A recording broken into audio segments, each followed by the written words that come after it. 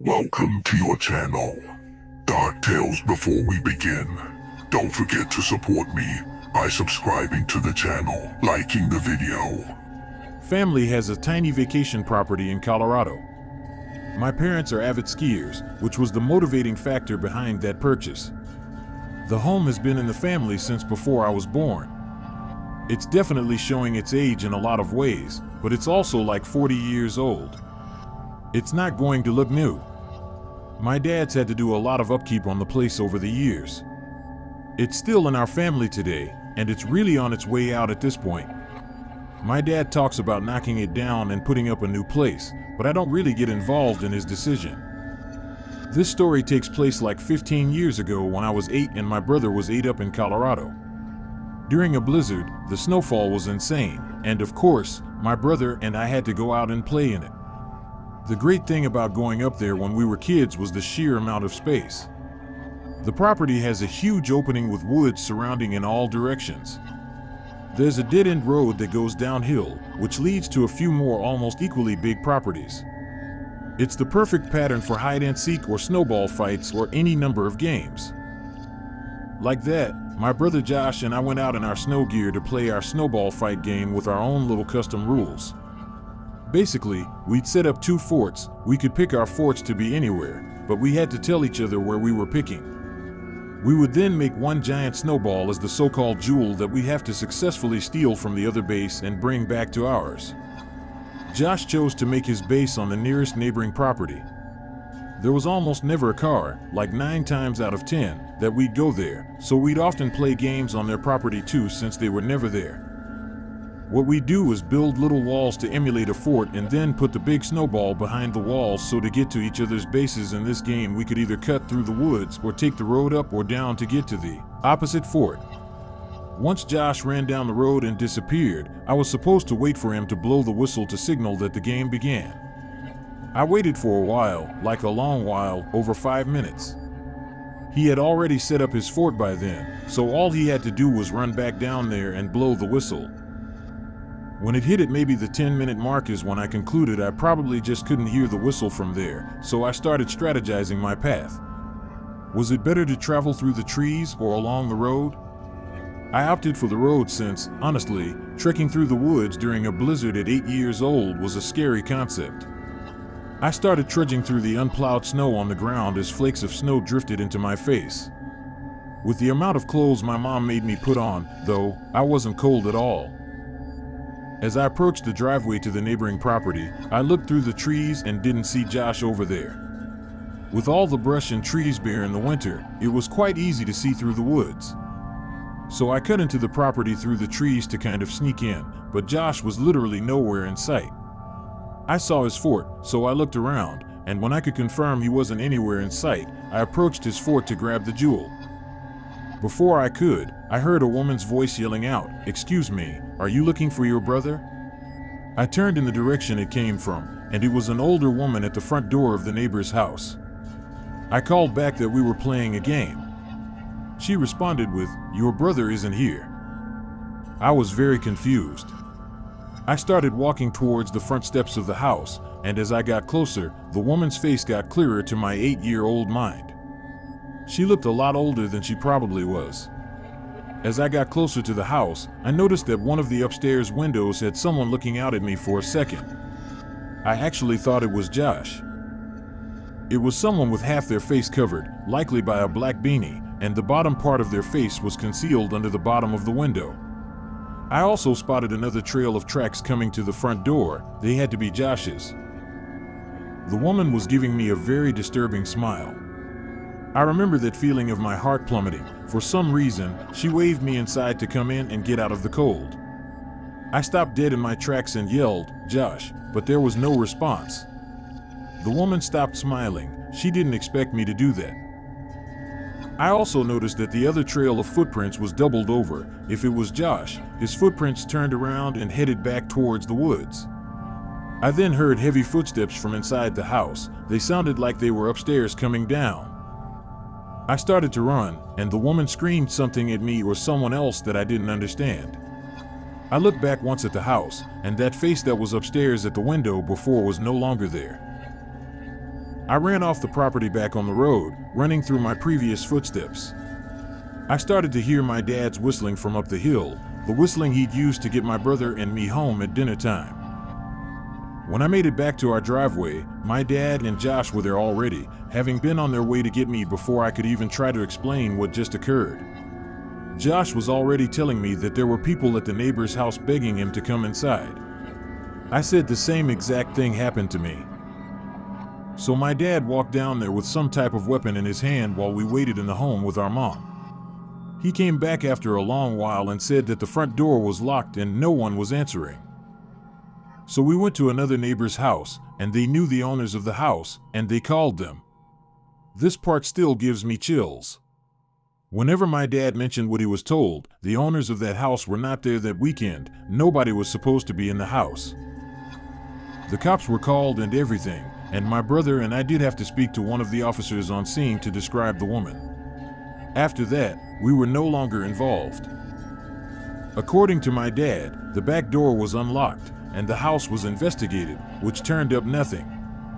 For this reason, my parents took home any extra valuable things in fear of a break-in while we were gone. After that day, we steered clear of playing on that property just from the creepiness factor of that memory alone. Thank God we didn't go in that house. 5 years ago, I decided to spend my winter break in an old wooden cabin deep in a snow-covered forest. My uncle had bought it decades ago, but it had been abandoned for years. The cabin was about an hour's drive from the nearest town, and once the snow started falling heavily, it became almost unreachable. I arrived in early January. The cold was biting, and the silence around me felt unnatural. The cabin was dark, freezing, and clearly worn down, but I convinced myself it was safe, at first. On the second night, the strange things began. I was asleep when I woke up to the sound of footsteps on the roof, slow and heavy, like someone deliberately pacing above me. I assumed it was some wild animal, maybe a raccoon or a fox. But the next morning, I went outside and found strange footprints in the snow, not human, not animal. They were long, almost claw-like. What terrified me most was that the prints started on the roof, with no trace of how they got up there. That night, a snowstorm hit. The power went out, and I sat near the fireplace for warmth. Then I heard it, whispers, faint and chilling, coming from behind the door. It wasn't wind. It was as if someone was whispering into my ear from the other side of the wall. I got up and approached the door. Just as I reached it, it swung open violently, even though I had locked it. No one was there. Just the freezing wind, and a horrible smell, like rotting flesh. I slammed the door shut and swore I would leave in the morning. But before dawn, I woke up again. This time to the sound of a child crying outside in the snow. My heart froze. I looked out the window and saw a small boy, naked, standing in the snow, staring directly at me, not blinking, not shivering. I rushed to the door, opened it, but the boy was gone. Only his footprints remained, leading back into the woods. I left the cabin at sunrise, never to return. When I told my uncle what happened, he looked at me pale and shaken. He whispered, "Jason, that cabin is cursed. No one in our family has dared step foot in it since your grandmother hung herself inside during a snowstorm 50 years ago, and they say she used to whisper to the snow." The snowman that never melts. Far in the north, hidden deep in the white mountains and forests that sleep under endless snow, lies a village so small, it barely appears on any map. In that village, winter is not just a season, it's a warning, presence. The villagers speak of it only in whispers. The snowman that never melts. They say he appears with the first real storm.